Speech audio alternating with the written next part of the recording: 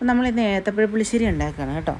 അപ്പം നമ്മൾ അതിനായിട്ട് എടുക്കുന്ന സാധനങ്ങൾ തേങ്ങ, കാന്താരി മുളക്, പച്ചയില്ലാത്തതുകൊണ്ട് ഉണങ്ങിയതായിട്ടേക്കുന്നത്, ചെറിയ ജീരകം, ചെറിയ ഉള്ളി, വെളുത്തുള്ളി.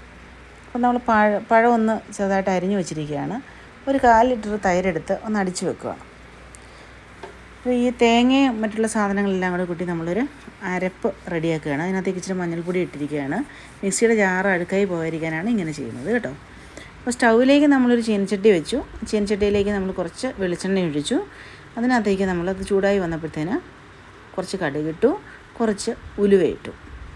ഇതൊന്ന് പൊട്ടി വരുന്ന സമയമായി കഴിയുമ്പോഴത്തേന് നമ്മളതിനകത്തേക്ക് കുറച്ച് കറിവേപ്പില ആഡ് ചെയ്യുവാണ്.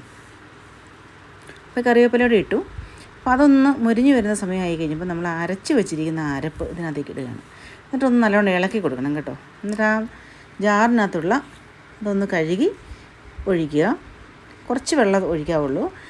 അതിൻ്റെ കൂട്ടത്തിൽ എന്നിട്ട് നമ്മൾ ഒന്ന് ചൂടായി വരുമ്പോഴത്തേന് ഈ തൈര് ഒഴിച്ചു കൊടുക്കുക. തൈര് ചെറുതായിട്ടൊന്ന് ചൂടായി വരുമ്പോഴത്തേന് പഴവും കൂടി ഇട്ട് കൊടുക്കുക. എന്നിട്ട് നല്ലോണം ഇളക്കി കൊടുക്കുക.